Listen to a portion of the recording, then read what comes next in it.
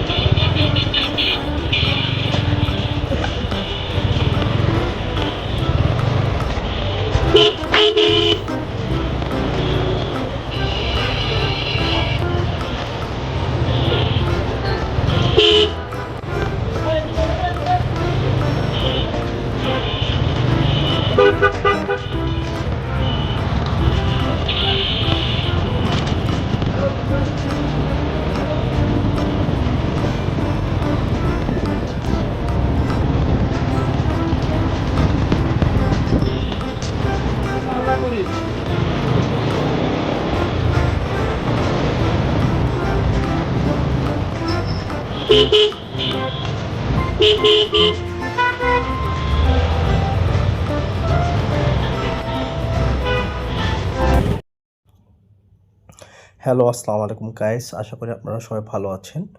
এটা হচ্ছে গিয়ে trust petrol pump filling station যেটাকে বলে।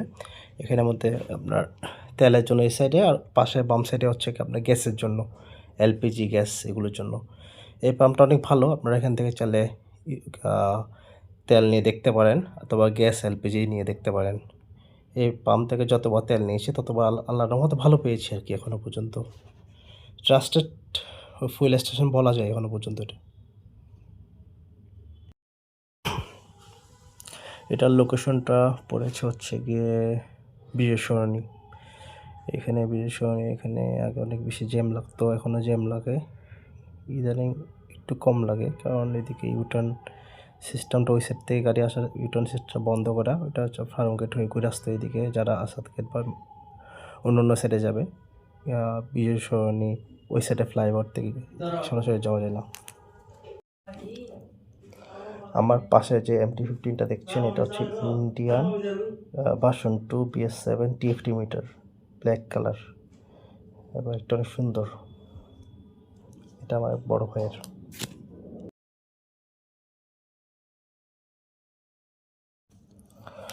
আমার MT-15 বাইকটা আমি নিয়েছিলাম 2022 সালের অক্টোবরের দিকে। তো আমি এটা নিয়েছিলাম 1000 কিলো ইউজড, ভালো পড়েছে।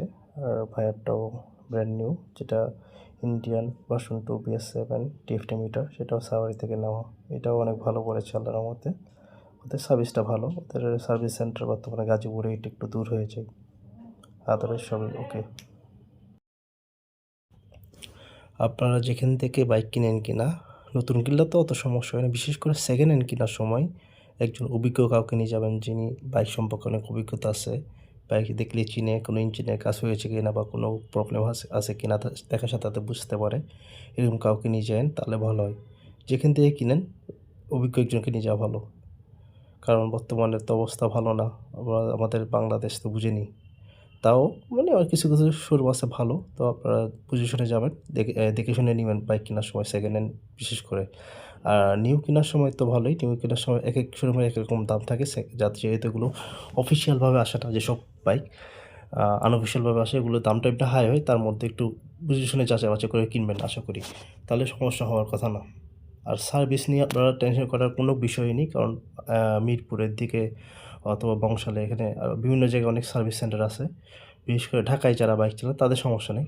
বিভিন্ন বিভাগ অঞ্চলের মধ্যে সমস্যা হওয়ার কথা না, কিন্তু একটু গ্রাম অঞ্চল হলে তখন একটু সমস্যা হয় আর কি। এখন ভিডিওতে যেটা দেখছেন এটা চন্দ্রিমা উদ্যান বা জিয়া উদ্যান যাই বলুন না কেন, এই জায়গাটা অনেক খুব সুন্দর লাগে, বিশেষ করে রাত্রেবেলা। আর রাত্রেবেলা ঢাকা সিটি ঘুরে অনেক মজা। তবুও আপনারা সাবধানে ঘুরবেন আর কি, কারণ এখন তো অবস্থা বুঝতেছেন, এই সিচুয়েশন ভালো না। তো তাও আর কি রাত্রে একটু যানজট কম থাকে বিধায় রাত্রে ভাল লাগে। চন্দ্রিমা উদ্যান জায়গাটা আমার কাছে ভালো লাগে, রাস্তাগুলো ভালো, একটুখানি ভাঙাচোরা ছিল আগে, এখন অবশ্য মেরামত করছে, তো ভাল লাগতেছে অনেক। এই রোডটাকে লিংক রোডও বলে, আবার হচ্ছে কি লেক রোডও বলে রাস্তাটাকে।